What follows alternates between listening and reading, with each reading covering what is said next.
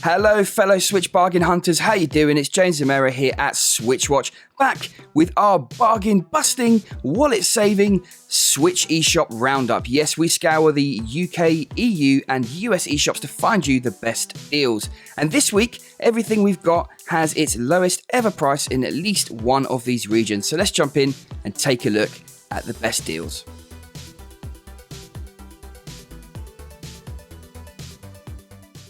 Alright, now to get things started, I'm kicking things off with my pick of the week. This week, it's Crown Trick. This is a roguelike RPG dungeon crawler. This is a very popular genre these days and a crowded market, but Crown Trick is truer to the genre's origins as it takes place in a slower, synchronous turn-based tiled map. This isn't a pick up and smash through action RPG, instead it's about employing tactics and thinking through what to do next. There's a whole lot going on here, and after the excellent cutscene intro, it's straight into the action. There are loads of mechanics on offer and a host of in-run upgrades, as well as permanent ones to help you get that sense of progression. It's a very solid entry and one that I highly recommend. Juan, Jordan, what about you guys? What are your picks this week? Thank you very much, James. This week I've chosen My Friend Pedro, which has 60% off, the lowest price ever in all regions that we cover, and it's about a struggle to obliterate anyone in this person's path at the behest of a sentient banana. Yes, this banana talks to you as crazy as a box of frogs, to be honest, but what I loved about it was that gameplay. It's like a ballet at times where you can use split aiming, slow motion, and you can just destroy everything in your path if you're good at it. It can be challenging at times, but I just really enjoyed it. You can mix it up, you know, there's high octane running and gunning, and there's some dynamic sequences as well. You'll love that motorcycle chase. So this game for me at its current price is my choice this week. Thanks very much everyone, hope you enjoy the rest of the video, and I'll see you next week. Hello everyone, how you doing? It's Jordan here with my bargain pick. I'm going for something I've been wanting to pick up for a while now. I'm going for Bug Fables. Since the recent Nintendo Direct announced that they're bringing Nintendo 64 titles to the system, including Paper Mario, it's gonna be a good time to get into the Paper Mario mood with Bug Fables. It's basically an older style Paper Mario game in everything but name. An RPG with a small cast of characters going on a big adventure. You get a good old-style RPG taking the best of the Paper Mario series with a similar super cute art style for 30 hours, and it's well worth the current lowest price ever of £16.20 in the UK and €18, but that is a bit steep compared to the $15 price tag in the US. I don't know what's going on there, they're all 40% off, but definitely get it from the US eStore if possible.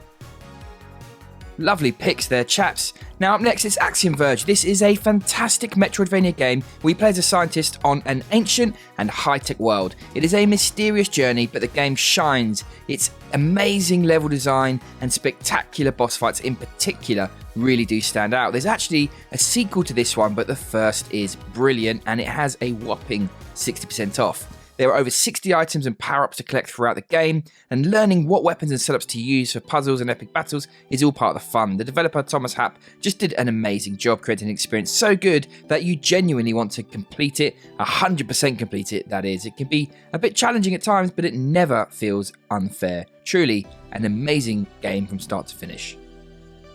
This War of Mine is a war game, but it's not the typical big, gory, adrenaline rush type of war game. Instead, your goal is simply to survive through tough choices and really harrowing experience. It peels back the Hollywood-style veneer and exposes the grim reality of war. Normal people push to extremes in order to survive, and in this horrifying and gloomy sense, it sets the scene perfectly.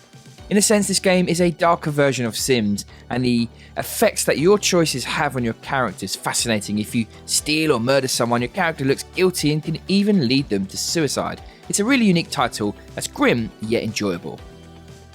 As a demon army besieges his village, a young ninja ventures through a cursed world to deliver a scroll that's paramount to his clan's survival. What begins as a classic action platformer soon unravels into an expansive, time-traveling adventure full of thrills, surprises, and humour. The Messenger is one of the strongest indie titles that is out there on the Switch, and that's saying something as there's so many.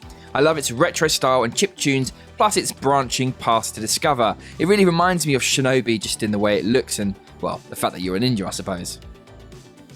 Baldur's Gate was BioWare's first large project all the way back in 1998, and it was a boundary-pushing RPG, and it's amazing to see the things that we think of in BioWare games were already there, developing your own character, dialogue choices, and real-time battles that can be paused were founded already at this point. Based on the advanced Dungeons & Dragons rule set, this comprehensive game and its successful sequel have been lovingly recreated for the Switch by Beamdog, complete with a new control scheme that works extremely well. These are seriously old games, but thanks to the controls, things are smooth. You can pick up both titles in this package, but its normal asking price of $50 is very steep. It's much more palatable with 60% off. Changing up the pace completely, the grandfather of first-person shooters, Doom, has been remade from the ground up and lovingly ported to the Nintendo Switch with excellent controls and nice features like gyro. This proved that chunky games could be ported well on the Switch. Aside from that, it's just one of the best shooters out there in its own right, let alone that massive nostalgia hit. It's worth every penny with 67% off in the Euro eShops. Now, first up, there's a demo of this interactive visual novel game from Spike Chunsoft, so be sure to give it a go before you buy. This is an interesting sci-fi mystery with stunning graphics and lots of different endings to uncover. It's expensive, but certainly one of the most interesting games of its type, and of course, with 60% off, it's much more palatable. Figment is a fantastical look into the inner workings of the human mind. It challenges depression, joy, and the full spectrum of our inner thoughts in a playful puzzle game. The visual style is wonderful. The colours and quirky ideas of the mindscape are portrayed very well. The puzzles and gameplay for the most part are good, but not great. There is some light combat and some tracking back to figure out how to progress, but overall, this is a very enjoyable game that's worth picking up. The Survivalists is very much the type of game we expect from Team 17, an indie, quirky top-down survival game with lots to do and try. You have a team of trusty monkeys to help you build your defences against invading orcs, dungeons to raid, and all manner of tools and weapons to craft on your island. The game has a laid-back vibe, which is unusual and refreshing compared to the usual bleak survival games out there. This is one of those games that highlights the value of indie titles. It's different and not polished in some ways, and yet very thought out and cleverly crafted in another. Set to the format of an EP, each of the short stages tells a charming tale with some small amount of gameplay. It's the kind of game that is worth experiencing, but you won't want to go back in, and it's a short game, so the full price can make it poor value, but of course with this chunky sale, it's really worth trying out. Ion Fury is a love letter to the 90s 2.5D first-person shooters like Duke Nukem. Made using the same build engine, it's really true to type. It's set in a dystopian futuristic world, but the story takes a backseat. This is all about running and gunning. There are a few more modern additions such as improved graphics, gyro controls and auto save points, but it's tough, fast-paced, and there are plenty of badass weapons to pick up along the way. Tony Hawk's Pro Skater 1 and 2 are essential, iconic sports games that brought skateboarding into living rooms around the world. These games were both genre-defining and brilliant at the time, and Vicarious Visions have reworked and touched up both very, very successfully. The graphics have been overhauled and look gorgeous now. Gameplay has been tightened up and modernised for the better, and there are lots of new tricks to pull off as well. If you never played the originals, then you're really in for a treat here, and if you did, you'll definitely be pleased with what they have done to these classics. Haven is a quality title where two of you can run away to a distant planet together. You can complete tasks together or engage in combat, and it is really a gorgeous looking game. You can play it solo, but I really recommend playing it with a significant other or good friend. Either way, I thought it was a worthwhile experience playing with my partner. Even though she is not that keen on gaming, it was still really enjoyable together. Taking place directly after Persona 5, this spin-off from the series is an interesting change-up. It sits somewhere between a Musou hack and slash game and a dungeon crawling JRPG. Well, jails to be precise. Unlike most spin-off games, the story is strong here, and it does feel like a Persona game with a twist rather than a game that just has the Persona characters and look thrown in. It's a decent change of pace for fans of the series, and something different for everyone to enjoy.